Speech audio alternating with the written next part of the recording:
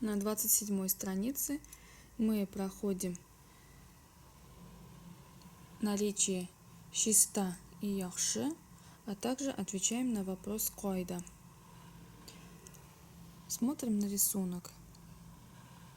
Сидит мальчик, пишет. Марат шиста яза. Шиста – чистый. Похожее звучание слов. Марат – это имя мальчика. Шиста яза. Яза переводится пишет. Марат пишет чисто. Нина яхшы укый. Нина хорошо читает. Или читает хорошо.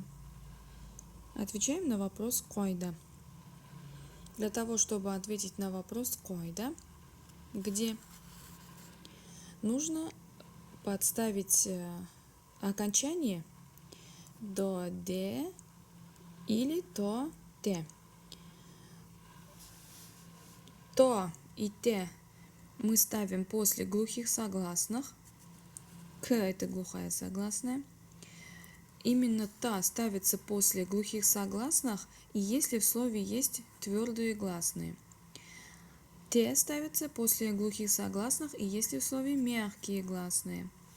«До», «д» ставится после звонких согласных и после гласных. Конкретно «д» ставится после гласных и после звонких согласных, и если в слове есть мягкое гласное. «Да» ставится после гласных и после звонких согласных, если в слове есть твердые гласные. И как это переводится?